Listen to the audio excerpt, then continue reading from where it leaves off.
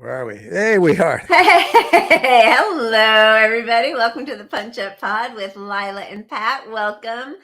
How's everyone doing this fine Wednesday post State of the Union? How are you doing, Pat? I'm just reading the comments. This is over my head. Hand pink waving, hand purple. I think possibly in StreamYard it doesn't recognize certain icons Right. or smileys. That's kind of what I was thinking, and I was so distracted by trying to figure it out. Show who cares? I need the answer to the puzzle. Loved you, saw you on Status Coup, Patrick Cody. Good job. Right on. When was that? It's been a while, but I don't know. I'm sure I loved you too. Hi, Paula. Good to see you. One of our very first guests ever. I was so nervous doing that when Paula came on because I hadn't set up my lights. I was in the living room. My dog was sick and I wanted to be so focused, and I could tell I had so many distractions. So good to see you guys. I mean, in fairness, we backed Paula and Manchin won, and he's been amazing. Yeah, we called it. He's awful. Love you, Paula. Oh my God. God damn it. I know. We could have had so much better on so many levels. Adria has a dark and stormy. Love that. Love. I'm sorry. I'm trying to read quickly and I'm not getting there fast enough. Hi, Kim. How are you? Cheers. I see Mona, and I never know if it's Mona or Monad, born Slippy, Mona D, born Slippy. And while we're doing this, and I'm just looking to see what you wrote. And yes, it's just awful. I'm so sorry about what's happening in Turkey and Syria, and it is devastating. I'm so sorry. Sorry, I started that off not having read all of it, and I'm just one horror show after another in our world. My goodness. And Loner, don't worry about it. I guess Loner misremembered. It wasn't you. It was somebody else on Status Coup. Well, I'm glad it was you and not me forgetting, because I am over that marker where it could have been me. If it's me, somebody call my folks, or we're gonna check up then. All right. So yes, I see Devin's here. Hello, Reflect the Sun. Just saying hi to everybody.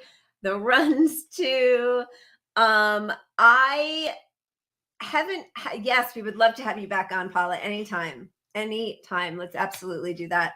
I definitely haven't had anything to drink in a few days again, and so the pregame that we just did is hitting me hard. I'm feeling it, but what perfect way to get into what happened this week. Tell me, Pat, how was your week? What did you do? Anything fun? No, I watched the State of the Union, so that's how my life's going. Excellent. You and like 3 other people. Yeah, and I watched CNN, and I'm still addicted to right-wing radio in the morning. That's a new thing for you, but you're hitting it hard. Yeah, it really does tell you like just what kind of bullshit the right is getting spoon-fed every day. Like, what are they saying? I mean, the what was it yesterday? It was a whole rant on public transit shouldn't exist. That really? Like, it'd be cheaper. So few people ride public transit. They were saying that it'd be cheaper just to send Ubers to everyone's house who rides public transit, which is crazy. They were saying that like you can't see who's on the truck, who's on the trains, because they've started wrapping the trains, in those advertisement wraps, so you can't see through. And it's a conspiracy. They're not doing it to raise money for the advertisers. They're doing it so you can't see that no one's driving the trains. No one's in the trains.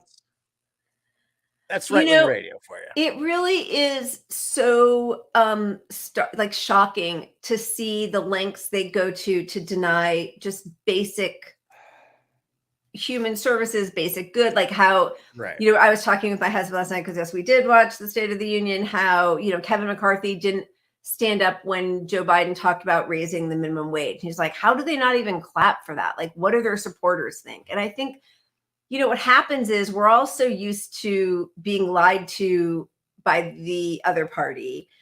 and we have such contempt for them that, you know, people get really like into their faction. So it's not that like a regular person who might support Republicans doesn't believe that he wants his own or their own wages higher, her own wages higher, but they know that Democrats are always lying and full of it, so that everything just becomes about like owning the libs. Right. Like, even if it's something that could be helpful, because nothing really has changed very much except for gotten worse for everybody over the last 40 years. You know, Democrats will applaud the good things that Biden says, even though he has absolutely no intention of doing any of the good things that were in his speech last night. And I know we're going to get to it, but and Republicans know that. And for whatever reason, they don't see it about their own side, but like Democrats don't see it about their own side. So Democrats are applauding their people and Republicans will applaud why we shouldn't have any mass transit. But, you know, Democrats will applaud why we should all have Teslas. Like, we're in Loopyville here. Well, I mean, to me, all that crazy stuff on the right that you hear can only exist if there's no sort of neutral source or like respected third, you know, right. What is it? The fourth estate that's supposed to be the non-judgmental, you know, truth. Telling the truth. And so, right. you know, when you've got nothing but news sources like CNN is the most neutral sort of news on the air. And, you know, I watched the State of the Union on CNN, and after it ended, the whole debate was, did Biden do enough there to secure himself to prevent a primary, more or less? Right. You know, is he going to be the candidate? Did he do enough? And they were like, oh yes, he did. He did more than enough. You know, that was the whole theme that they were pushing, is that was more than good enough. And oh my God, he had the zinger on the Republicans. Oh my God. And the bar is like in the basement and he barely clears it. And that's, you know, and we know, like, from both parties, nobody wants either Trump or Biden to run. And very likely those will be the two candidates, which right away should make everybody take a step back and wonder what a democracy is even for. Yeah. That's a whole discussion. Would you rather have DeSantis or Trump? I mean, like, we're going to have that talk, because one of those two is going to win. If it's Joe Biden against one of those two, I think those guys are going to win. I mean, yeah, I do too. To be this far away from 2024 and them be doing this well, against Biden, it's just really not a good sign. It isn't. And, you know, I have to say there were moments, I mean, taking away any of the accuracy of some of what Biden said, which was, you know, most of it was highly fanciful. His list of his accomplishments, his list of what he wants to do, his intentions. But just the overall speech, I thought there were some really nice moments where he, like, on his feet, unless he was very well prepped for it, which he really might have been, when Republicans started booing at him about when he said, you know, you want to cut Medicare and Social Security. And he said, oh, no, you don't. All right, good. Well, in front of the whole world, we're now hearing you say you don't want cuts to it. So great. We're all in unison on that. We've converted you or whatever. Meanwhile, we know behind the scenes, he's already trying to privatize. He spent 40 years trying to, right. But I thought that was again, taking away the veracity of anything. That was a smart strategy. And that's enough to get some Democrats thinking, oh yeah, if it just weren't for the Republicans, you know, and if you don't have people calling him out, if every time David Sirota writes an article about what Biden has actually been trying to do to Social Security and Medicare for the last 40 years, if when Zephyr Teachout writes a completely accurate editorial about Biden being in bed with Wall Street, trying to reduce our entitlements, how Barack Obama was going to do the same thing until Bernie said that possibly he was going to try to run against him in 2012. If all of those people are shut out, then the only voices that are heard are, you know, Biden saying what he intends to do, and people on CNN and MSNBC and everybody else in, you know, the liberal media elite saying how great that is. If only if it weren't for, Kristen Sinema and Manchin and the Republicans. Oof, well, that's why we're, at this point, it looks like we're not going to have a primary challenger. I mean, that's the whole narrative they're trying to push right now. Yeah. It's because they don't want any dissenting views. Obviously, this is not rocket science, but right. That's why we need anybody to run. Somebody has to primary, if only to look. I don't believe primaries are going to push them left, but you can get them to agree to lefty stuff until they get to the general election. Then they back off. All this is so formulaic. They pretend they're the most leftist during a primary, and then they drop it all when they get to the general. But if you don't even have anyone there, all you have to do is say, I'm not as crazy as the other guy. Right. Which is the whole plan. It's the whole plan. And here's the thing, when they had 23 people in that clown car of a Democratic primary, and the media kept insisting that everyone was just as progressive as Bernie. So why does Bernie even have to run? And then one by one, they all, Medicare for all who wanted, and they back out of those things. And then there's Biden, who proudly insists he's not at all progressive, and I beat the socialists. And then whenever he wants something, whenever I get these DNC or super PAC emails and texts, it's all, did you hear what Bernie said? He says we have to support. I mean, they know Bernie and his policies are the most popular policies, and he continues to be the most popular politician. I think it's 13 years in a row now.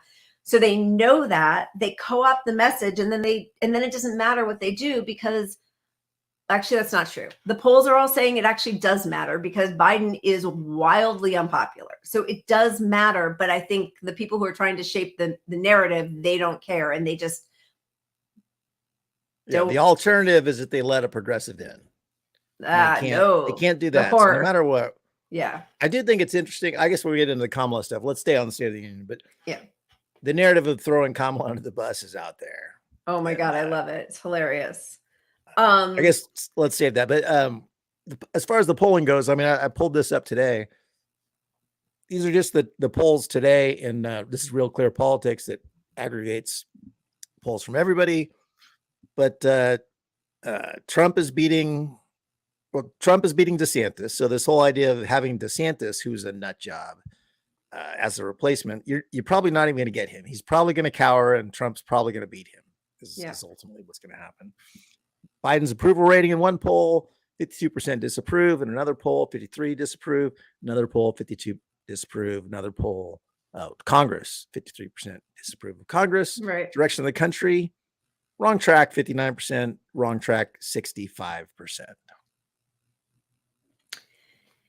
Yeah. And when he's confronted with that, so a majority of Democrats don't want Biden to run. And when he is confronted with that, when they say, hey, only 38% of the Democrats want you to run, and he's like, watch me, I'm going to do it anyway, because we clearly don't have a democracy.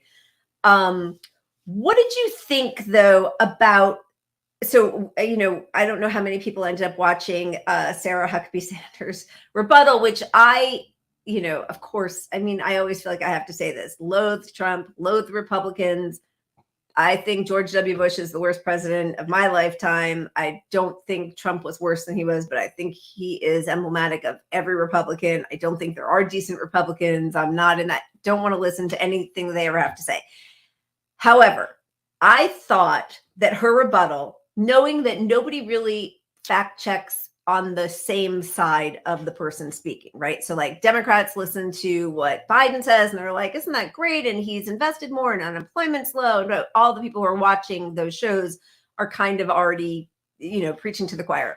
Same with Sarah Huckabee Sanders. I thought that her speech and the way she delivered it was the most appealing I've ever seen. And the story she told about wanting our freedoms and that we are strong and powerful, I thought she did a really good job at selling that. It wouldn't surprise me. And I think this is something that a lot of establishment Democrats fall into, is she's a liar. Yeah, of course she is, but so is every press secretary. She is disgusting. The things she advocates for, the fact that she worked for Trump. Yes, all gross, gross, gross. Totally agree. But if you fail to see how the person could be appealing, you miss a big story, the way we missed in Trump in 2016. He was appealing to a rabid fan base that felt completely unheard by the establishment. And I think it would be a mistake not to evaluate what about her and her speech appealed to her audience. Yeah, I mean, we can knock all the contents of it, which we disagree with hugely. Yeah. But the point is to appeal to her base as well as people on independents. And I mean, when the whole thing last night was set up to challenge, the question is Biden vigorous enough to withstand another campaign season and another 4 years, which will be 6 years from now. I mean, we're talking, and so that's the real challenge. And if you look at the facts, I mean, he really won in 2020 because of COVID. So if he won because of COVID and handled COVID poorly by most people's measures, he's not going to get that bump, especially after his record over the last few years. So what do you have going into, he was declared too old and had all kinds of mental lapses, which we've seen forever. So you got last night where he's supposed to overcome this hurdle of being perceived as too old and weak to challenge, Trump and or DeSantis or whatever. And Huckabee comes on, and first thing she does is say, I'm 40. I'm the youngest person in the governor and the youngest governor. Contrast that to Biden, who's 80, the oldest, and she laid it out very sanely for not the most sane person on earth. Right. But her base, like, that message sold like crazy to her base. I mean, of course, in the story she told about like Trump going to visit the troops, it doesn't matter the disgusting things he says about the troops, or, I mean, but because it doesn't matter to Democrats that we keep sending young poor people off to fight wars that are completely unnecessary, right? So like, as soon as you strip away all of the factual or non-factual content and just, my dog is here. Hi, how'd you get in? My whole green screen might be about to be knocked over. If you just look at the tone. Yeah. The tone and she told a great story about, Christmas, leaving her young kids. She just overcame thyroid cancer. So she's not saying that there aren't any problems. I don't know. It was a compelling speech, and it was terrifying for me because it's not, I mean, I don't know how much harm reduction we've had with Biden at all. I absolutely hope we have a primary from the left, somebody somewhere. I don't think that's going to do much. I mean, I think Bernie was our last best chance for a quick infusion of a third party candidate if he had done a dirty break. I think that could have been really substantial. But I think that if Trump tapped her to be his vice president, that would be a pretty formidable challenge to Biden and Kamala, who offer nothing. And by the way, she even talked about like a sort of bipartisan, again, it's all bullshit. Like, I get it. But like, she even talked about like when her dad and Bill Clinton opened the doors for the young schoolgirls who had been kept out of, during segregation, had been kept out of the school, and like made that to like, even though she says we're done with the CRT, they've labeled CRT as something that is anti-white. And what she did there was show, hey, no, I want Black people to do well, but we don't need to tell white people that they're not good. That's how there's a whole group of people in the victim politics and the woke politics, or whatever they call it. So I don't know. It does worry me. And the thing about crazy, and like, obviously Trump is fucking crazy, but Biden's no peach. I mean, he's a mess. Crazy or not, look, Biden basically for an hour read a teleprompter, and just about every sentence blurred into the next sentence, blurred into the next thought. Like, half the time, you get where he's going with it, but if you broke down a script of what he just said all night, it wouldn't make any fucking sense. It'd be gibberish. Yeah. Now you can say, he's got a speech impediment, a stutter, whatever. I mean, all that aside, we know he's got some mental issues on some level. Right. We know he's got some onset of dementia on some level. So, you're looking at, is this going to get better in 4 years when he's up Right. against Trump? What's going to happen? He's going to lose. That's what's going to happen. Yeah. So, so the contrast between him and Huckabee was pretty strong. And I can't stand her at all. And I was like, she did pretty good there. Yeah. So of course, we got all the propaganda CNN article. His delivery was energetic, even though he stumbled over a few of his prepared lines. When Republicans interrupted him, he responded quickly, deftly turning their heckles back around into challenges. I have to say, I do agree with that. I thought he did a really good job at that. But again, I don't even think he did a good job at it. I thought it was all. It was so clearly prepared, and maybe I'm wrong, but when he said, "Oh, I love conversion," I know. Did he not mean conversation? Like, come to the office and let's have a conversation? But everyone's like, I love conversion, and everyone's acting like he didn't. I wrote that to you, and then I was like, "Am I stoned? Maybe that is what he meant." And he meant he converted them. But I thought it was it's bullshit. They're just all pretending he didn't fuck it up. Yeah. But here's what people think. Yeah. This is where they're fucked. 71% of people. 1%. Sorry, go ahead. No.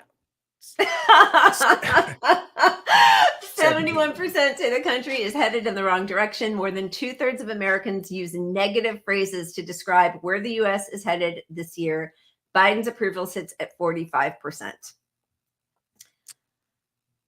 4 in 10 Americans say they've gotten worse off financially since Biden became president. Yeah. So that's the other thing, when Bernie was running and he had his heart attack and he could send people out there, surrogates out there to talk about his plans, which were broadly popular, those policies. And at the time I thought, it doesn't matter. I would have been so sad if Bernie had passed at the time and all of that, but there is a platform that millions of people are inspired by, policies they want to fight for that they agree with. So I would vote for Bernie in a hospital bed at that time, whereas Biden in a hospital bed just makes clear that he has so little power and it's really just the puppet masters behind him whose policies I disagree with almost 100%. And so then it's like, well, what is he? He's not even, at least Barack Obama could give a speech that made people feel kind of good about the country. Well, he's a good guy, though.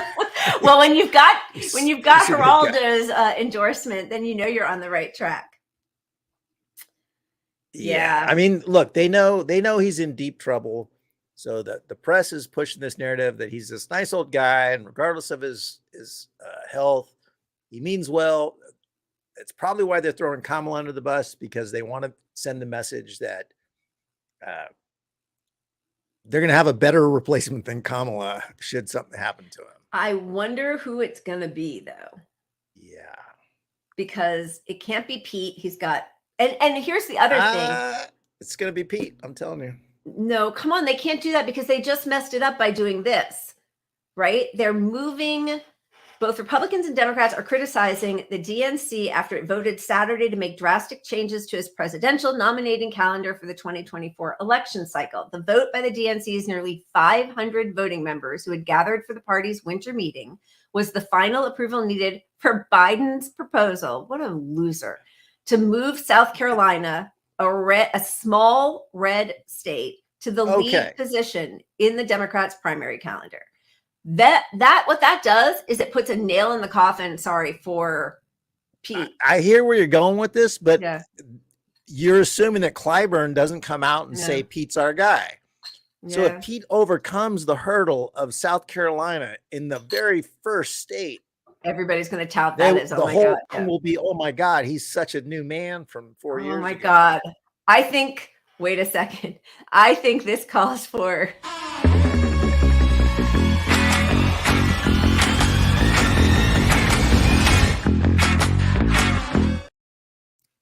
we should just. It's 5:25, and you just depressed me monumentally. I think. Well, I knew this was going to be a depressing show, so I'm drinking a mega IPA, not just a single, not a double. They're not even calling it a triple; it's a mega. What's the alcohol content? I'm too old to read it, but it's Do you need my readers? It's I think it's 11.9, which is like okay. You're almost up to a white Zinfandel. You're doing a good job there. See what I did? Here's to Pete Buttigieg and Kamala, South Carolina. That's actually my third. I held up two. Oh my God, the State of the Union. Yeah. I say we bump the rest of our State of the Union into the categories because we got COVID in there, we got unions, all that stuff fits in other categories. So all right. Cheers, everybody. Unless you want to have a say in the show. No.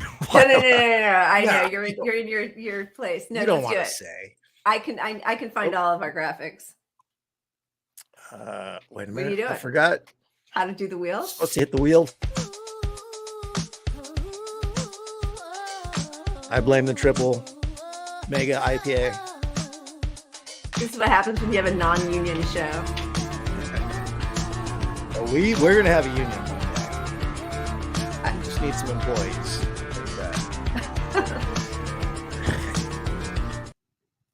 I need to organize against you.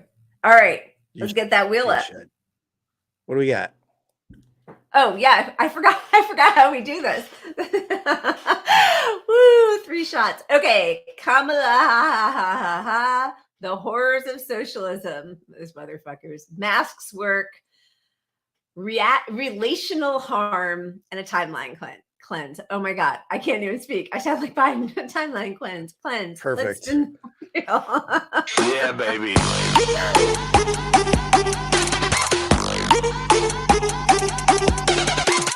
Oh, by a slim margin. Wow, by a slim margin. Somebody's looking out for us here. I'm drinking a different vodka, if anybody's noticed, because I ran out of my normal blue Sky vodka. All right. Oh, yeah? What do you got? Cheers. It's a Tito's handmade vodka, which I think they're both made in the U.S. Handmade? All right. Cheers. Handmade. Yeah, baby. Goodness. Okay. Maybe I picked the wrong night for this triple mega whatever I'm drinking. We're gonna have a funny one. Remember, I still have to. No, actually, I'm probably not going to drink a whole bottle of wine after this because I'm trying not to kill my liver. I say on my 5th shot. Oh, I'm dropping stuff too. Okay, cheers. All right, this is going to be a political one, okay. I'm guessing. Yeah. Good chance. Where's my stuff? Yeah, baby.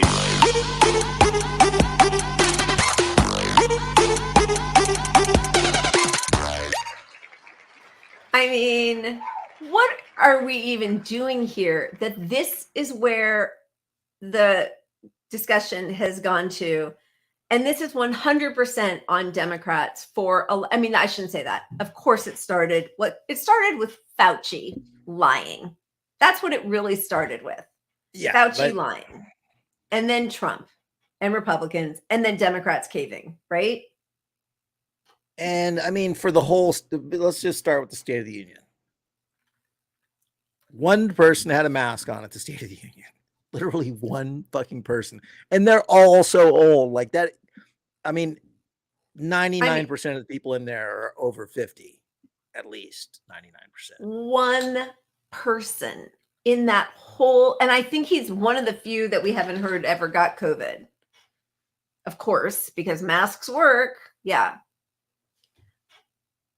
It is just despicable what they have done. And so there was just this recent, and we probably should just read through the whole article, but we won't. But there was this Cochrane study that came out and said basically masks don't work. And that's what's being used by all the anti-maskers, the anti-vaxxers, the COVID minimizers. And again, it's just really fascinating to see that the people who are anti-vax, which again, we have talked about now for 2 years, understand why people might be skeptical, understand the hesitancy from different groups of people to get vaccinated, don't understand pretending COVID doesn't exist or that basic NPIs, non-pharmaceutical interventions that have been working for decades, all of a sudden don't work. And so what that shows you is that it's a completely bad faith attack on anybody who's trying to take COVID seriously. Yeah, you should, if you are an anti-vaxxer and there's a rational, logical foundation for why you form that opinion, your views on masking tell me your whole motivation, because we can't have a talk if you don't believe in masks. I mean, masks fucking work, if you say, where's the evidence? All you have to do is look for the evidence. Like Google masks work and you'll get every fucking study that was ever put out there. And look at the countries. Yeah. Go ahead. But there's this recent study arguing that masks don't work. And it's really based on a lot of fallacies right from the start. I mean, for one, the people weren't asked to wear masks they were asked to wear masks in certain settings. So obviously you could get COVID in another setting outside of the mask. Right. That's one small thing. But was this where it was? Okay. This is some of the things they claim that, oh God, RCTs. Somebody help me out here. RCTs of masks are invalid. What is my problem? My brain is not, the synapses are not receiving well today, are invalid because people don't wear them properly is utterly upside down. This isn't what invalidates RCTs. It's what invalidates the lab studies. If your intervention falls apart when subjected to its end user, that's what counts, not mannequin. Randomized controlled tests. Thank you. Oh my God. They say there is uncertainty about the effects of face masks. The low to moderate certainty of evidence means our confidence in the effect estimate is limited, and that the true effect may be different from the observed estimate of the effect. So this is the own author's conclusion, saying that the high risk of bias in the trials, the variation in the outcome measurement, and the relatively low adherence within the interventions during the studies hampers drawing firm conclusions. So in other words, they weren't able to have a firm control group and a firm group wearing masks in the appropriate way in settings that were the way more practical. And so from that, they're saying masks don't work. So this is like this is another, I mean, I hate to say Jimmy Dore, but like all the people who are leftists who are against vaccinations, protections, whatever, they're using this as a moment to say we were right all the time, masks don't work. Right. And here's another example of the own guy who wrote the study. His own study doesn't make the conclusion these people are making. Right. And so if your goal is to get to the truth and challenge it with outsider voices, well, maybe you should look at his own conclusion to his own study for one. Yeah. And then you should go back and look at all these other studies where you took a headline and that study says, oh no, what you're claiming is not true. And that's right. 90% of the time with these articles that the people that are anti-protections are claiming. Right. 90% of the time you can look at within their own study to debunk what they are claiming. Right. Yeah, exactly. And I mean, last week when we showed the difference between the deaths in Singapore and the deaths in the US, and mask wearing in Singapore and mask wearing in the US. And, I know that that it doesn't necessarily mean like that's one extraction that I'm cherry picking because I happen to think that masks work. But there's also remote working, there's cleaning the air, there is ventilation. There's so many different things that we could be doing. And yet none of the people who are anti-vax are pushing for any of those other protections, which again, just shows that they are either intentionally or unintentionally really just working hard to benefit, wealthy CEOs and pushing everybody back to work in unsafe conditions. I mean, who benefits from pretending COVID doesn't exist? Does that help socialists? Does that help leftists? Does that help the working class who are way more likely to be in these dangerous positions of getting exposed to COVID? No, it doesn't help them. It helps the CEO that wants you to drive to work. They don't want you to work from home because God forbid you work at home and you don't spend $10 on gas to get to work. The Koch brothers aren't going to like that. So what are the Koch brothers going to do? The Koch brothers are going to fund a lot of people to say a lot of bullshit online to minimize fucking COVID. And they have to minimize it on every level. So they have to say masks don't work because if masks work, offices have to, at least let you be alone in your office and close the door and wear a mask. They have to provide or remote masks. working. They don't want that because of they their have to real clean the estate. air. It costs Right. $200. They don't want to spend $200 for an office to have clean air. Yeah. Yeah.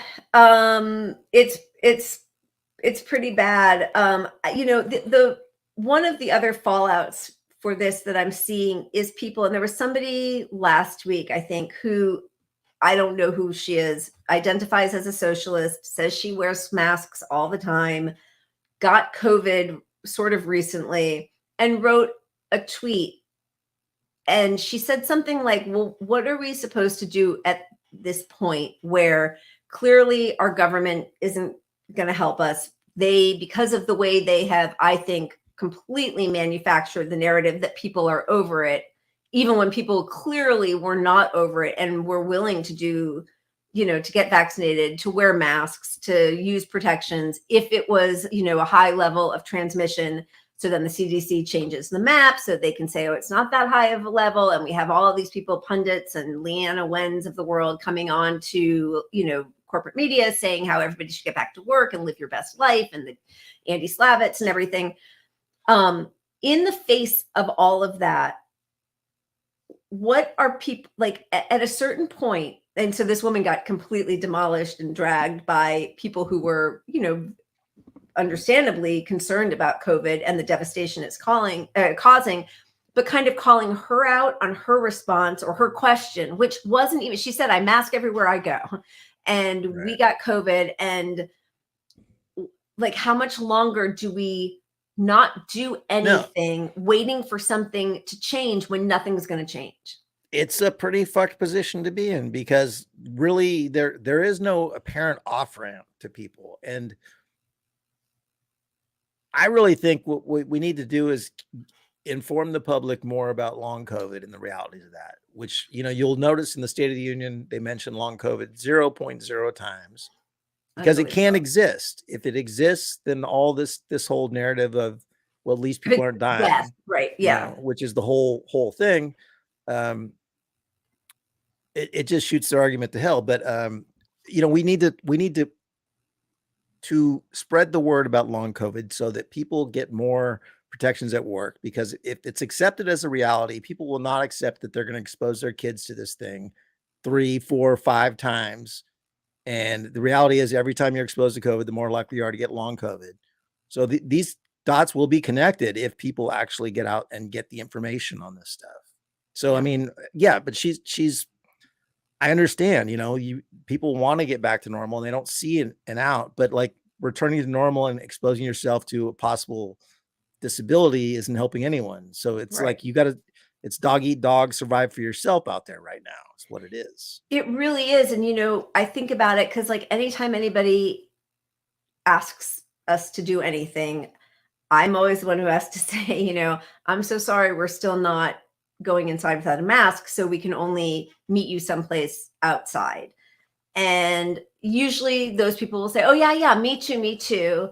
And I was actually supposed to meet a dear old friend from college. I haven't seen her in like a decade. She was in town for work. And I said that to her. She was staying at a hotel. I was going to meet her at the hotel. And she said, yeah, no, me too. She hadn't gotten COVID at that point either, 3 years in. So why don't you come to my room and we'll go sit out on the balcony outside so that we can be outside.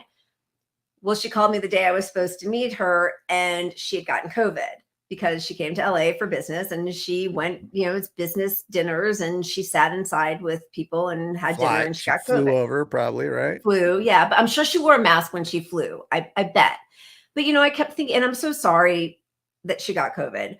But, I am sure would have gone to see her in her hotel room, and she had just told me that she hadn't gotten COVID for the previous 3 years. So in my mind, I probably would have been like, well, she's safe. And I might have let my guard down being in her hotel room and just been like, without a mask. And then we would have gone out on the veranda, which I haven't done with any, right?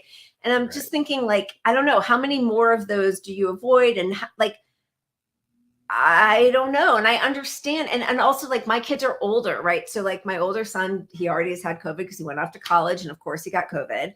And now everybody at college just has a cold all the time and nobody tests. So they might all just be getting reinfected and having no idea. But, you know, for people who I know who have young kids, they go to school. And, you know, here our schools, your cafeteria is all outside, but in the rest of the country, even if your kid is really diligent and wears a mask inside, still has to have lunch indoors in the middle of winter with hundreds of kids. Like, I don't know. It is asking impossible. A lot of people. It is impossible, but I think people just need to keep in mind you're looking out for your own health and you have to do the best for yourself. And even though it's impossible to avoid it, like, the less times you catch it, the more likely you are to get it the second time when there's another monoclonal antibody that actually works, because we're now out of the monoclonal antibody that treats it now doesn't work on these new strains. We're out of that. I mean, we got where's the graphics on this stuff, but I know all of our stuff. We're kind of ping-ponging all over the place. We're ranting more than we're. Well, a crucial group of COVID drugs has stopped working because the variants are growing. They're learning and growing faster than we're dealing with them because we are no longer doing anything about flattening the curve. Like all the stuff we talked about under Trump, wearing a mask, flatten the curve, so we don't stress hospitals, so we can give the vaccine time to, give everybody the vaccine, so then we don't get new variants. We've just thrown all of that to the wind. And so those let it rip it's actually against even if you're vaccine only, you're not helping that cause by not doing anything else to kind of move forward. Yeah. I mean, you want to delay the mutations so that you can possibly come up with some sort of treatment, some sort of preventative, a new vaccine can come around that can work, I mean, you don't. And the problem is, like even in your scenario, like a lot of people say you did get exposed and got COVID for the first time, and your first time you're like, oh, this sucked, but I didn't die. Right. So not that bad. It's just like a cold kind of. Yeah. But if people knew the actual reality of the risk factor of getting that once, how long it screws up your immune system, getting it twice, what that does to you, Well, and they're seeing the effect not only on vascular diseases, but also cancer. There was a study that just came out that it's causing cancer cells to reproduce more quickly. We just don't know what the long-term effects are. And, I know a lot of people, when you say something like that, they're like, well, you can't just live in fear all the time. I guess, I'm older, right? Like I'm married, I'm older. I don't care if I can't be inside to have a drink with somebody. I don't mind if I just have to sit in front of my TV for a while. I'm really lucky that I don't have to go work in unsafe conditions. So from my very privileged standpoint, I can kind of hang out and do this for longer. But I understand why young people who have lost, a significant chunk of their lives might feel, as I think many of us felt when we were in our teens and early 20s, kind of immortal. And it would be hard to be 18-year-old me during this. It would be. And we all acknowledge that. I mean, I don't think just because we're pushing for the response that's better for people's health doesn't mean, we don't understand. Yeah. It's just hard because I'm feeling pushback now from a group of people I hadn't felt it from before. And I'm not totally sure how to respond to that other than suck it up and just keep wearing a mask, which is basically my response. But I don't know that that's helping build community or convince anybody. No, I mean, that's absolutely true. I mean, like my cancer friend who I take care of once in a while, I got to remind her to put a mask on when we go into store. I'm like, really? I got to remind you to put a mask on? And I get it. She's so far gone, down the road of she can, if she doesn't want to wear a mask, she doesn't want to wear a mask. I mean, that's fine, Yeah. But I mean, family gathering, I'm like, hey, what are we doing? Who's coming over here? I have to clear it because I've shown up and there's people that I don't know, just chilling with everybody, and I don't know what their life's about, and they're at a birthday party. Remember the bubble? Because it's my family, right. But there's no who is the voice of reason educating these people that this stuff is still a risk. I mean, that we're getting the State of the Union that things aren't so bad anymore. Like, that's it. Like it's like the flu. So I got to be endemic. When I have to be the adult in the room, we are really fucked. We are fucked. That's really important. And I constantly have to do that. Yeah, it's been a real the idea that Biden and that administration was going to come in and do something to deal with COVID in a more mature way. I mean, look at that graph, right? There is that vertical line in the middle there is the deaths under Trump when we had just started getting a vaccine. I mean, barely. Like, didn't the vaccine come out right after he was elected, I think? I feel like that line there is probably the vaccine line. What are we looking at? No, I think that's when Biden. I think that's when Biden. No, you're right. Yeah. I like hearing that. You can embroider that on a pillow and send it my way. Yeah. So here's Biden coming in, the Believe Science administration. Now we have vaccines, which, by the way, I mean, so awful to admit, but like that was Operation Warp Speed. Those vaccines came because of Trump funneling billions of dollars into big pharma to help get those going. Yeah. I mean, we all paid into it, but like, people kind of forget that there was a huge pushback and distrust of the vaccines initially because it was under Trump that we were going to get these vaccines that were going to cure everybody. Right. So Biden comes in, he has the vaccines, he's supposed to get them out, get shots in the arms to everybody. And slowly faith in the vaccines have deteriorated for a number of reasons that well warranted, but okay. But then he gives up on every other protection and just lets it rip. So here we are at 1.2 million deaths, and all they can say is we're overcounting deaths, which is a lie anyway, because by every estimation from data analysts, we're actually probably undercounting deaths, and nobody tests anymore. And if you do test, it's a home test, and so you're not reporting it. So that's severely undercounted as well. I do want to just say that until I think May, several insurances will give you 8 COVID tests for free a month per person per household. So you have to do it through your insurance, but like I can go into my Walgreens and I get 8 tests for free. So that's not nothing. So people should do nothing. that. Yeah. And that way, if you are having something with friends or something and you have to I know it doesn't actually catch everything, but at least it's something. Yeah.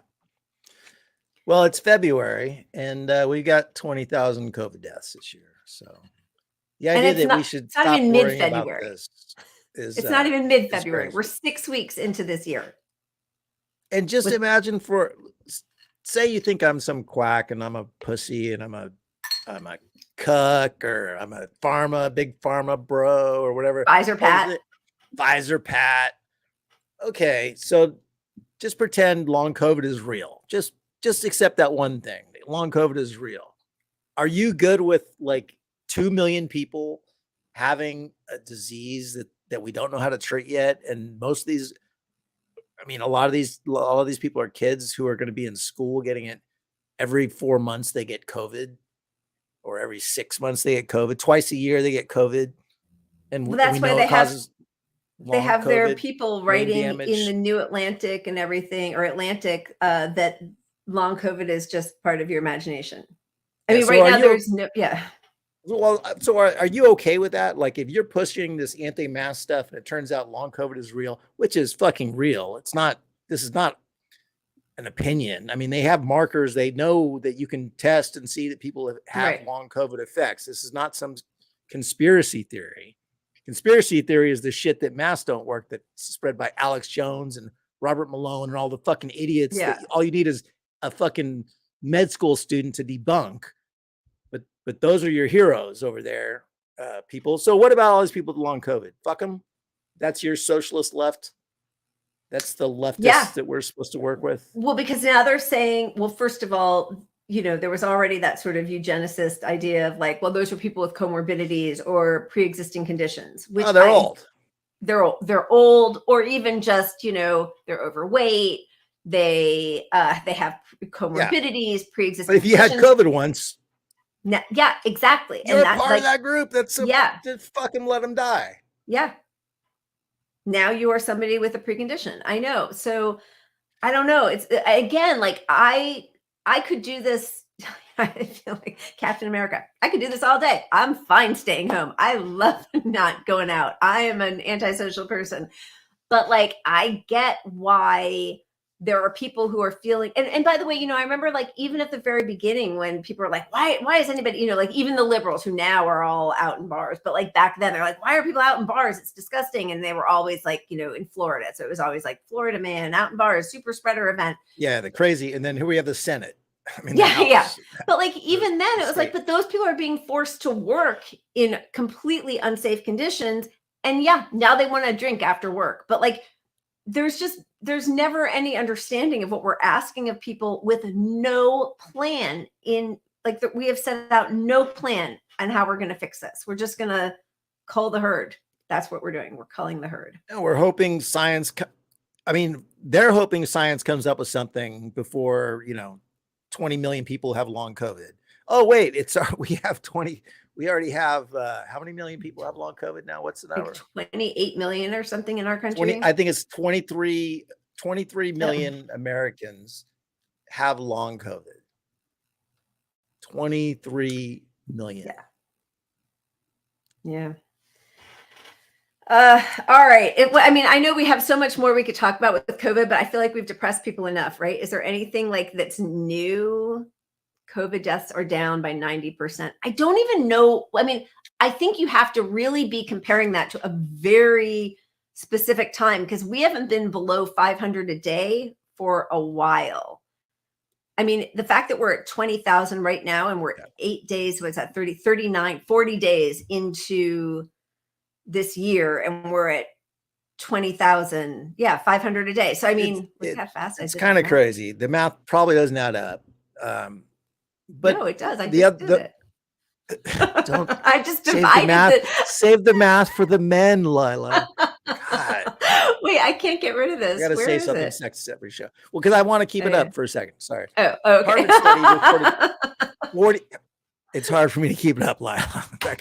I need big. That pharma. Is actually another effect. Sorry, but big that's another effect they're finding keep it up. of COVID is erectile dysfunction. Just putting it out there. And lower sperm count. COVID. I mask, ladies. I don't. No. It's lower sperm count and ED. Right. So, Anyway, a Harvard study reported 40% of nurses developed long COVID out of 1,900. So they studied 1,900 people. 44% of nurses got long COVID. Do you think this is a sustainable model that we have where frontline workers just get COVID over and over and then get long COVID? Financially, it's not sustainable. No, for one. We're destroying our hospitals. Yeah. We have hospitals that don't require masks. Oh my God. Yeah. With COVID. Lots of medical workers at retirement homes and assisted living where the workers don't have to wear masks. It's unbelievable. And, even as Ja, I can't remember his first name, who's the head of the COVID response for Asha Ja, I think, for Biden, even as he's applauding Biden and everything he's done, he's talking about how our hospital system, our healthcare system is not going to be able to handle long COVID in the future. And then this is, I know, Ashish so gross. Ashish. Yeah. I called him Asha. Why? Ashish Ja. He's hopeful that private insurance companies will continue to cover COVID-19 tests and extend what the Center for Medicare for because the emergency is gone. You're right. So he's hoping, pin all your hopes to that the insurance companies will do the right thing. Just like Pfizer said that they weren't going to increase the cost of the vaccine. Just hope. They said it cost Pfizer was under $30 to make the vaccine per shot, which is crazy. It probably costs them like $10. Yeah, max. But they want to charge what 300 plus or something. It's ridiculous. It's like 400% increase. Yeah. And we funded a lot of that research. It's taxpayer research. 100%. There's no benefit. This is capitalism. This is really with the argument. This is why they have to let this shit go. And yes, this is exactly how they're going to do with climate change. They have their bunkers. They have their, Paxlovid or whatever the hell, Paxlovid. So they think they're fine. I don't know if you noticed, but have you seen the new COVID ads, which is, excuse me, I think pink is one of them. It's people that are at high risk for COVID. It's a federal ad. Yes. That high Sponsored risk by Pfizer. No, it's you're right. It's a Pfizer ad. Yeah. Get a plan. Get a plan. So we don't have the government saying do X or Y. They're like, go to our website if you're at risk for COVID and get a plan. And what plan is that? And especially for the millions of people who are uninsured or underinsured, what is the plan? Look at this. Is the plan? For those 50 and older or living with a chronic condition like heart disease or diabetes, COVID could be deadly, but an updated COVID vaccine will help keep you protected from COVID's worst outcomes. Update yourself and be ready to fight back. You beat COVID once, be ready for a rematch. So they're just like baking into the system. You're going to get it again and again. Figure it out. Get back to work. Have a plan.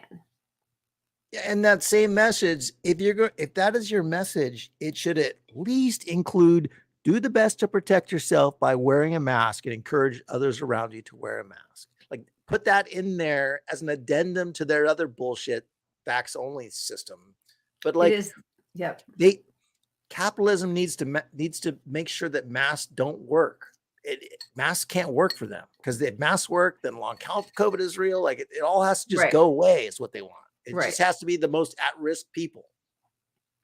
Because people, who cares about the disabled and, but once that disabled group is, say we have a test model in 2 years and we have fucking 2 million kids with long COVID who suddenly develop brain aneurysms or something like we don't know where this thing goes. Yeah. That's the other piece. We know what happens now, but we don't know what 5 years of this in your body does to you. Right. Yeah.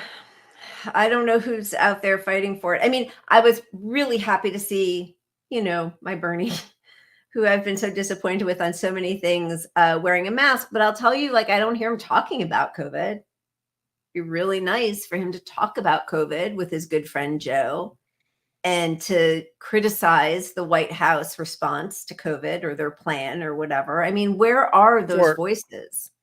For none of the squad, I mean, Bernie included, to be calling out, to ever call out and ever criticize Biden's COVID policy is the most disappointing thing I've seen from them, period. Yeah. I mean, this could be a perfect moment to fight for Medicare for all. Yep. But you're acting like our response is fine. Like this is just fine. I mean, 200,000 deaths a year is just going to be what we're all going to have to get used to right now. And they're going to say it's endemic, which is not what endemicity is. That's not the proper use of it. It is not endemic. It is growing and changing, which is exactly not what it means to be endemic. So, yeah. All right. I think we should spin the wheel, don't you? Okay. Oh, thanks for listening to me. Sitting there. I know. Just waiting. I think we need to show a video of some sort. Let's show a video. Whatever happens, we're showing a video. Yeah, baby. Oh, look at that. What? Look at that. I'm going to keep it up there too. Okay. I don't even know what we have for videos. I know. Unfortunately, we need a little bit of help from our audience on some fun timeline cleanses. It's harder than you think to find these. It's really hard to find something fun and funny, but let's see how we did, Pat. Should we show a little bit of George Bush? I mean, let's show George. What do you think? I don't know. George. Okay, audience members vote. George Bush or a rich person's fridge in their fancy ice. Oh God. Let's see what happens. Whoever first one to answer gets. So we don't have all day. Fridge or George Bush? Rich person fridge. Am I going to have to make the not call? Nancy. God damn it. Yeah. You're going to watch. Okay, it's Ice. You going to watch Ice? It's on. Okay, let's do it. Let's watch that. How do we measure wealth in this world? I'll tell you. By somebody's ability to restock their ice freezer, to have a separate freezer with different flavoured ice, to take ice out of a freezer, to put it back in the freezer, to restock. Because povos can't restock. Poor people don't need to restock. They have nothing. Look at my 3 different flavoured ice. I've got lemon and lime ice, separate lemon and lime because I'm not an animal. I've got long tubey lemon ice because, well, sometimes you want lemon in a different shape. Next up, I've got my chocolate love art ice, for chocolate love art times for Valentine's Day. And little itty bitty baby ice for little itty bitty baby drinks. Here I've got some butterfly cucumber ones, just in case I feel like a 15-year-old girl. And some rose ice, because why not? I'm rich, I can afford to have rose ice. And the best ice of all, not that Povo cubey ice, but round bally ice. You know I'm rich when I have round bally ice. Look at my ice freezer that you could never afford, because you're poor. Look, I'm back. Look at you back. First of all, because I'm germy and I'm like, all that ice just like plopped together, and people are going to stick their hands in, it's going to mush on each other. I didn't think about that. But there's lots more that's wrong with that. Anyway, that was pretty funny. A lot of people actually did want to see the George W. Bush, although I have to say the one that we found didn't have all of the best hits, but it was we'll show it. We still have some time, but yeah, was a reminder of how bad he was for people who keep forgetting. All right, I think we should spin the wheel, right? I agree. Let's spin that wheel. What do we got? Yeah, baby.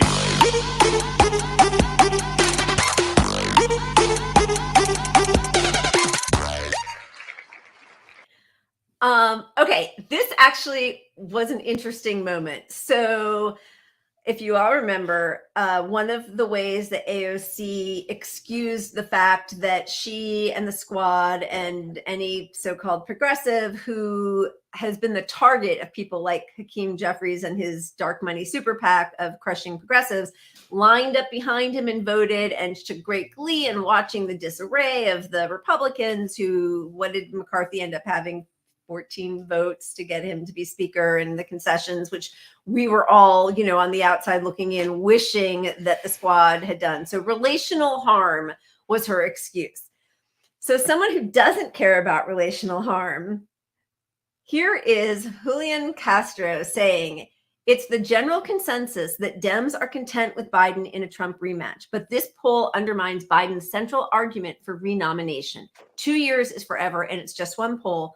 But if he's faring this poorly after a string of wins, that should be worrisome. And he was citing a poll between Trump and Biden, where Trump was beating Biden narrowly in a hypothetical 2024 rematch, 48-45. So there's Julian Castro putting it out there, saying what most Democrats, voters, agree with. Just a caveat. Yeah, go ahead. Don't want Biden to run. I mean, it's universally accepted that he shouldn't run. But this idea of relational harm, it's like, you're not going to speak up because of, what does your relationship get you with these people? Like, it doesn't get you anything. Like, keeping the relationship civil, like, this is some like slave shit. Like, what? Like, speak up. You literally you ran on bring the ruckus. Yeah. So yes, 100%. Now he did endorse Elizabeth Warren, for which I'll never forgive him. I have similar feelings about him when he does something good to Katie Porter when she does something good, because I'm just kind of like, good people. There are no good people. You all Let's just chalk it up. You're all the worst. One. And she, for as much as he's putting himself out there and speaking the truth, and we're going to see some of the pushback that he got, but like, she would never do that. she wouldn't endorse Bernie. In fact, she stayed in order to kind of hope to crush him. So with her hope that what she was going to be Secretary of Treasury or something, maybe VP, whatever. She got nothing. So that whole idea of relational harm, as you said, they get nothing. Like if you mend the relationship entirely, then you're no longer even fighting for anything that we want anyway. So like, what's the point of not speaking up? Imagine sucking up to a boss, which is what it amounts to. They want to suck up to their boss. They want to just like keep things cool between them and Pelosi. Well, if your boss is corrupt and he's going to give the promotion to his buddy instead of you every time, or, you know, he's not going to change anything because someone's paying him to hand contracts to this person over here, this person over there. Yeah. Like you can never, your only avenue is to call this stuff out. You literally ran on calling this stuff out. You literally ran on not winning another election and not keeping the peace. Like relational harm is the opposite of why we put you there. Exact opposite of what AOC ran on. So here's progressive hero. I mean, haha. Ro Khanna. Come on, Julian Castro. POTUS has made some of the most transformative investments in the working class, in climate, and in American jobs in the past 50 years. Democrats need to be, here we go, unified in selling what we have delivered and standing with Biden for 2024. Sowing doubt doesn't help. So instead of getting on Biden, I'm going to say it. Yeah, for enacting any of the executive actions he could have, that he ran on, that he could have actually implemented, you know, $15 minimum wage, if he had killed the filibuster, if he had pushed Cinema and Manchin, the Build Back Better, stripping out the child tax credits, doing no new drilling, the border, the kids in cages, the canceling of student debt, nothing. If you want him to be popular, the times that Biden has been the most popular since his election were when he actually did, even in his crappy, half-measured, you know, means-tested way, even when he did like a little drop in the bucket, his popularity grew.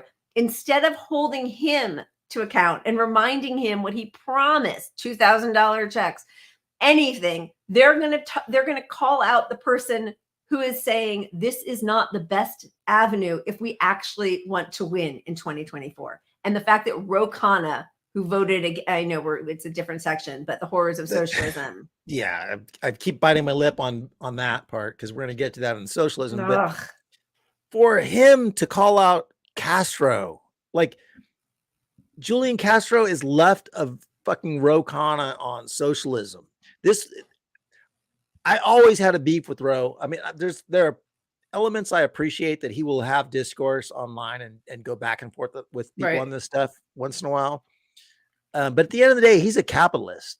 He literally voted he voted for the declaration against socialism. Yeah. That's fucking Ro Khanna. Yeah. And remember back in Bernie's campaign, I mean, I brought this up before, but like he was his biggest surrogate who got a lot of access to CNN and MSNBC. And he said he would vote for another plan other than Bernie's for Medicare for all. He took Bernie's number one top selling point was Medicare for all or bust and said, any healthcare improvement's good with me, which it opened up the argument for all these other healthcare plans. Because AOC fell into that also. Exactly. Yeah. Yeah. I mean, so it really does, like, again, I mean, the whole squad, like what is happening? Really, what is happening? Relational harm. Nobody should be giving Biden an A on anything. If you want, like, if your true objective, if your plan, your project is to beat back Republicans and right-wing ideas, you call out the guy who is almost indistinguishable from George W. Bush, who is now the head of the Democratic Party, who in any other country, you wouldn't even be on the same party with this person. If we had a true democracy and we had some sort of parliamentary, model where we had more than just two parties. We have two options, shit and shittier. And that's it. And, they probably go back and forth, to be honest. Yeah. I mean, it's really difficult. I'm going to be honest, like with COVID, I'm going to go back to COVID, but if we had a right, if Trump was still president, under COVID, I mean, because of COVID, we would have gotten more checks because there would have been too much pressure on him. So he would have had to help people stay and handle their condition a little more. Yeah. But as soon as the Democrats won, it's like, well, we can all just fall in the line with COVID being over. People are doing fine. They're not going to suffer. Vaccines handle it all. If Trump was president, there would have been pushback on all of the bullshit. So science would have actually elevated itself to the mainstream narrative. Yeah. Because they would have had to talk about how badly Trump is doing handling this stuff, which is what they should be doing right now under Biden. But they would have done it under Trump, but they're not going to do it under Biden, which is killing millions of people. Yeah. Well, and so there was just this article written about from the New Republic, written about the squad. It's different this time because we have the Senate and we have the White House. So the squad is out of power. And here's why it's a good thing. So this is what AOC says. I actually feel really good about all of this. I think there are certain aspects here where we can flex our muscles even more sometimes than under a Democratic majority. Ocasio-Cortez argued that being in the minority allows us to propose and work on legislation in ways that are just simply difficult when you're a governing majority and there are literally fires that you're putting out every single day. Can I translate that? I'll translate it for you. Yeah. Being in the minority allows you to promote the things that you want to happen because you know they can't pass. 100%. That is entirely all that means. So now they can put up all these, they can put legislation Medicare for all that matches their tweets. Yep. They can do this fucking utopia world like, oh, I'm for all this stuff because they can't pass it. Now, if you did that under Biden, and I mean, when we had both the House and the Senate, of course you can't do it because why aren't they doing it? Because now if they don't do it, you have to criticize them, and you don't want to cause relational harm. Like I don't want to tell my friend that he has a big old booger hanging out his nose or something. Yeah. You know, like because he might don't zip up your fly. Don't right. Sorry, I'm minimizing these things, but like relational harm, like. What is that? That's such. Well, again, it falls into that whole trap of like, if Bernie were just nicer, if you just said it more nicely, it's like, no, it has nothing to do. It's not the relational harm isn't from being nice or not nice, or if you're not calling them out in public, you're probably not calling them out in private because you're not getting anything done. The relationship is harmed because if you actually believe in Medicare for all and a Green New Deal and a living wage and the powers that be don't want that because they're doing the bidding of their donors and their whole job is to sublimate those requests that are widely popular across the whole spectrum of American politics in this country. The relational harm is that you believe it in the first place. You can say it with a smile on your face. You can say it like an angry old man. You can do whatever. If you say those words, if you actually are fighting for those policies for real, you've ruined the relationship because those people are your enemy. They are our enemies. So if you are not causing relational harm with them, you are on their side. You're either calling them out and then you're going to have a relational harm, or you're not. And then what use are you? You're doing nothing. You're useless. You're useless. They're useless. They're worse than useless. Sorry. They're worse than useless because normies think that they are progressive and they are fine with Biden and this administration. They are allowing that to happen. And so, all the people that we were like, well, we're not going to call them the fraud squad. We were trying to be like more nuanced and done. And I don't think they got into this. Describing me. No, me too. That's yes. Yes. I did too. I was like, I didn't do like hashtag fraud squad. because I was like, well, they're just figuring stuff out. I don't agree with, and I would call them out, but at a certain point, it's like, does it matter if you don't take the corporate dollars, if you always fall in line with the people who do? Are you just as corrupt? I don't know. It doesn't matter to the people who still can't get healthcare. It doesn't matter. And the whole concept of relational harm takes the voice away from activists. It takes the voice away from people who need to criticize. Like, we need to criticize the shit out of these people. And so the only people we have that are close to them aren't criticizing them. And so like I've said this before and I'll say it again, but like when I try to make the case for our positions on the left to my normie centrist or even lefty Dems, they look at our leaders on this lefty side who all they can see is Bernie, AOC. They can't see anything past that.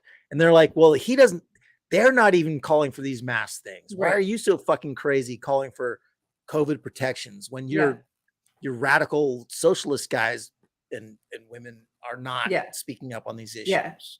Yeah, I get a lot of, wow, you're even to the left of Bernie. It's like, yeah, that's not hard. Like most of the developed world is, he's like center there.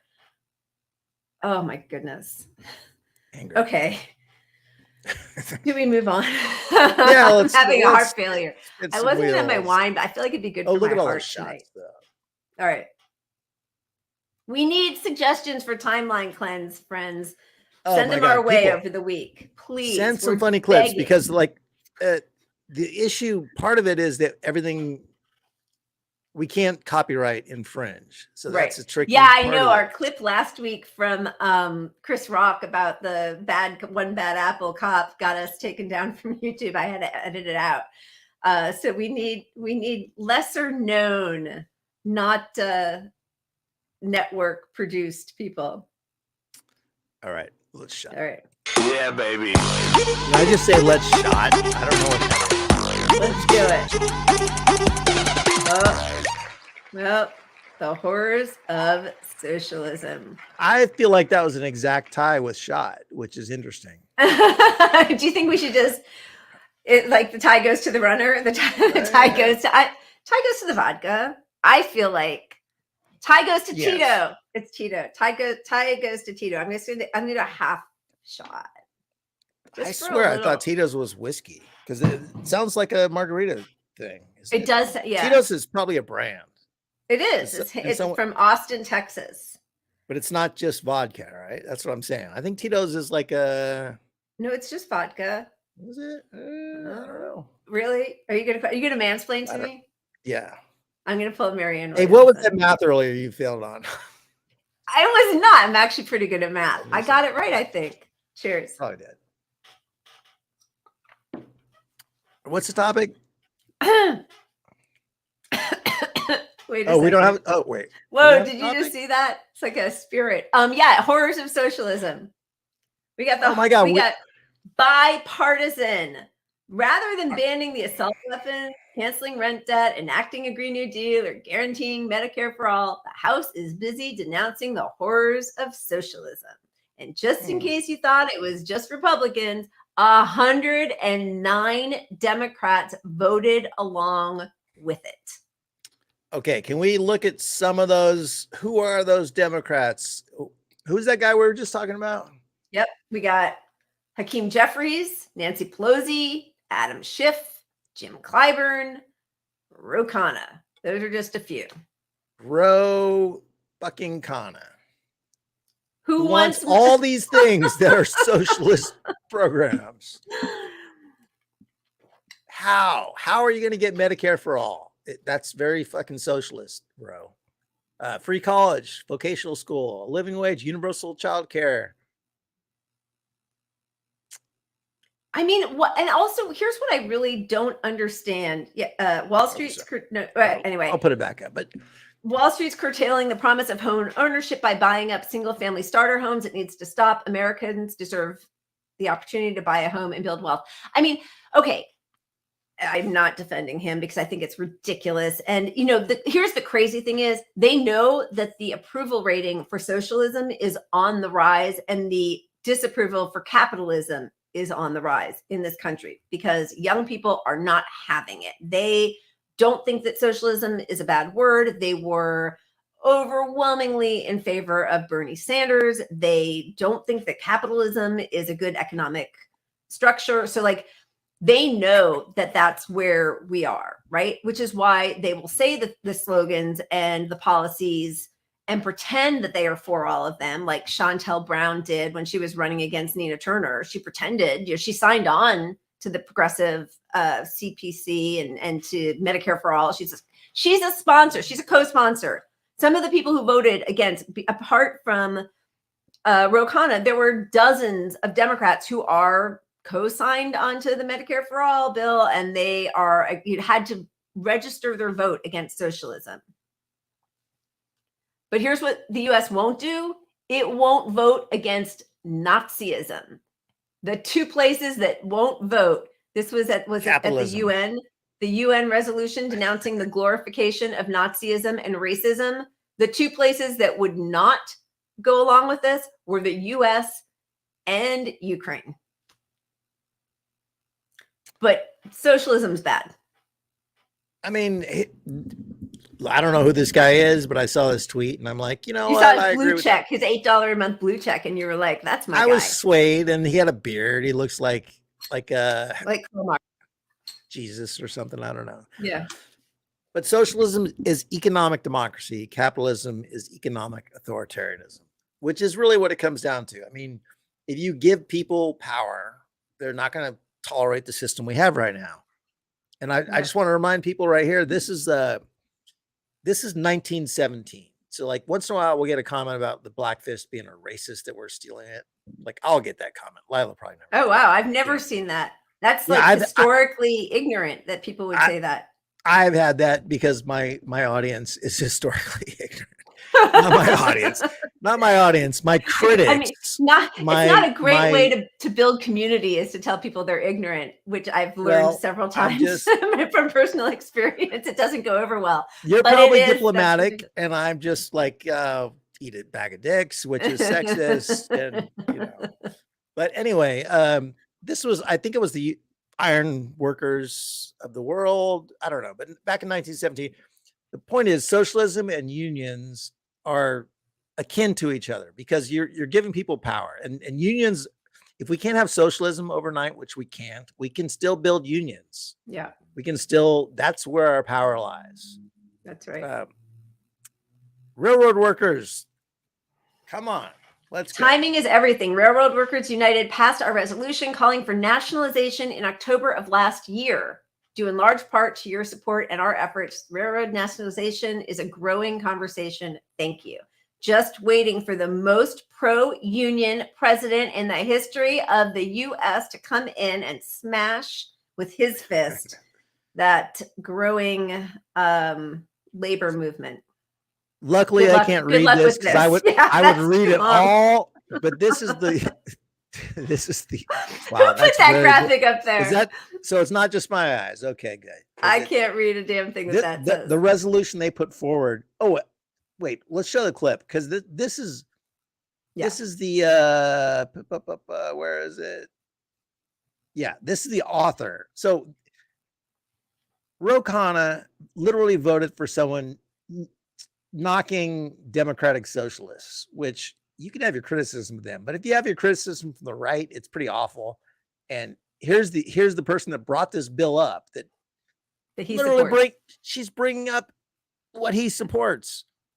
In a recent poll that shows that 40% of Americans of all ages, not only the youth, 40% believe that socialism is good, while 33% of them say that they are likely to support a member of the Democratic Socialist of America, the organization that has shaped the ideology of many of our colleagues with the poison of neo-Marxism. Yep. He voted for the bill that she brought up.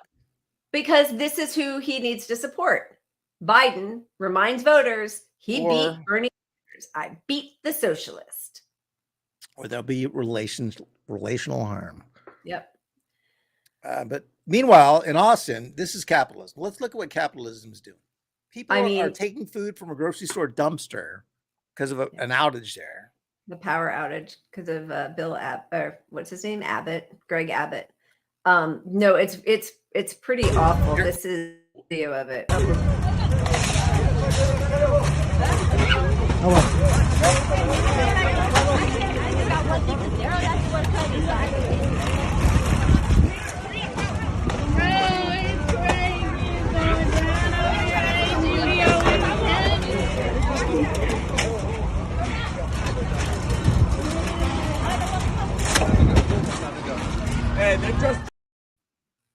I mean, these are just people whose, day after day after day, their power is out.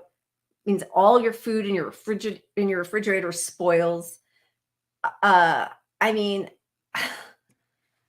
I don't know, and every time I go to try to say it, I mean, like I was about to say, these are just normal people, which is everybody you pass who's living on the street is a person who's a normal person. So I don't mean it that way, but there's no way to say what we're doing to our citizens in this country.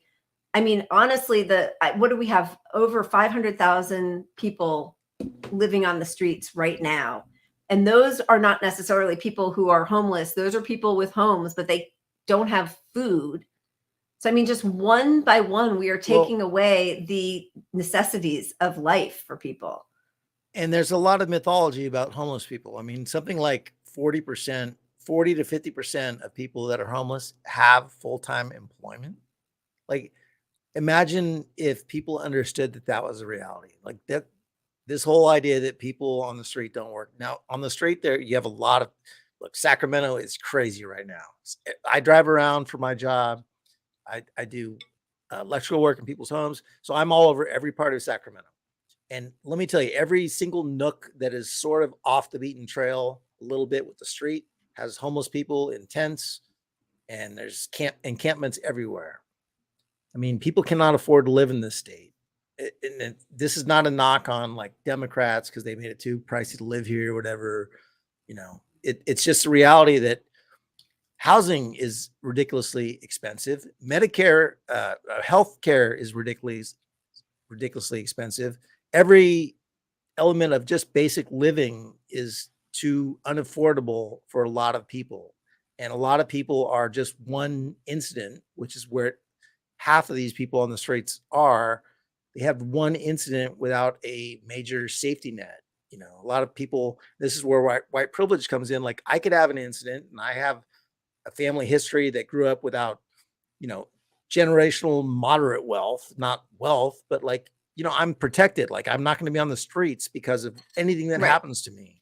Because like your parents maybe own a home, right? Yeah, they own a home, so, but these things are impossible for the next generation. And, and this is why millennials and young millennials, I'm saying that like what's the newest generation? Gen Z. What else? We got like a million of them. I don't even know anymore. I don't know what's going to come after Gen Z though. All of them are embracing socialism more and more.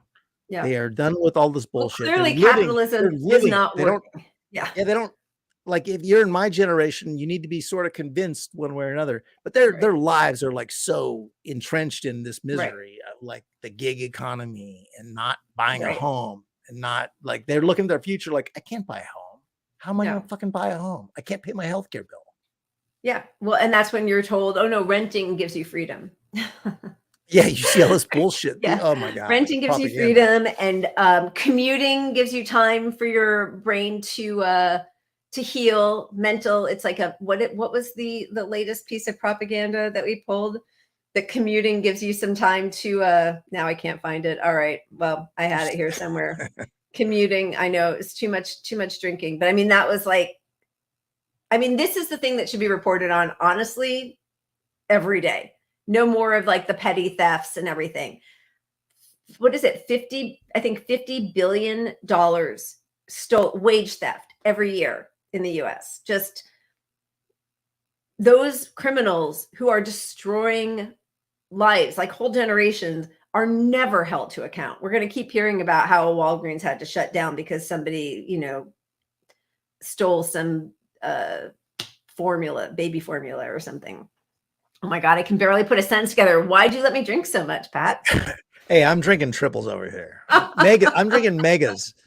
Ken, I don't know. How do you change this imperial capitalist system? I think that we do it with unions. And that's the hardest thing, is that right now, thank you. I'm seeing Reflect the Sun say, well, thank you for including us in there. But you get behind people like Shama Swant, RBN, people who are out there fighting against corporate power, mutual aid, getting in the streets, being active on the outside and continuing to put pressure and not bowing to the people who are really pushing this tone policing and civility politics.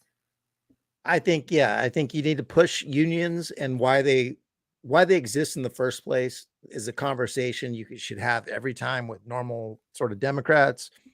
Have the conversation about why you support the Starbucks union, why you support every company you never ever heard of union, why Trader Joe's, are normie centrist people think, oh, that's such a great fucking place to work.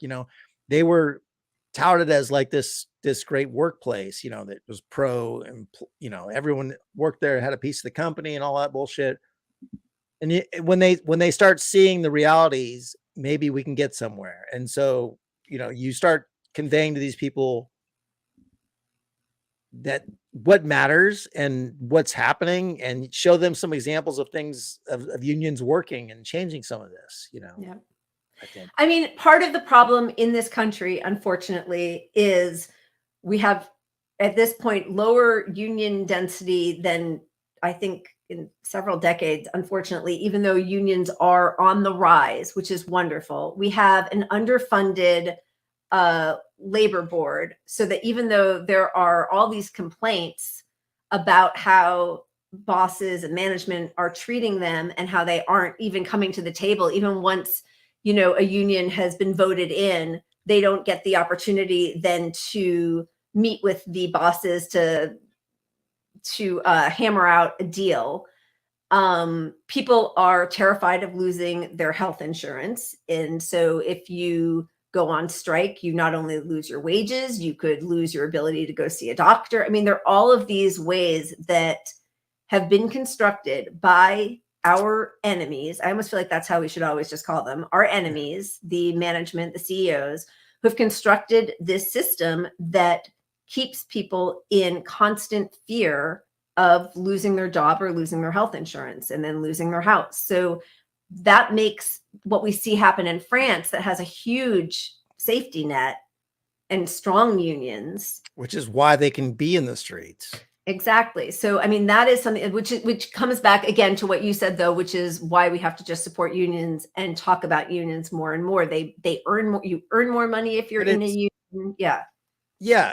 And just show this real quick. I mean, this is Delta Union pointing it out, but the non-unionized Delta flight attendants and ground employees just received notice that they're going to have a 5% raise. Unionized are voting on a contract with at least an 18% raise. Yeah. That's unions. But here's the thing. Most unions have no contract signed within a year of organizing. So within 2 years, it's still, what is that? 47. I'm going to do some more math for you. 86% still don't in 2 years, right? So like, if you don't have anybody holding them to account and forcing them to obey, or if it's just fines that they have to pay, what Biden should be doing is not handing out $10 billion contracts to Amazon, who refuses to come to the table with their unions, right? But if you don't have a government that has your back, it makes it even that much more difficult. But we're not going to change Biden. Biden is, corporate, whatever. But all we can do is change the opinions of people. And if you look at what we have, a possibility of changing, it's Medicare for all. I mean, that's like all this union stuff comes down to the lockhold that employers have on employees in the United States is healthcare. Right. And so to not take right now COVID seriously, that's one way we could have gone. But if we're not going to talk about COVID being real, whatever, right.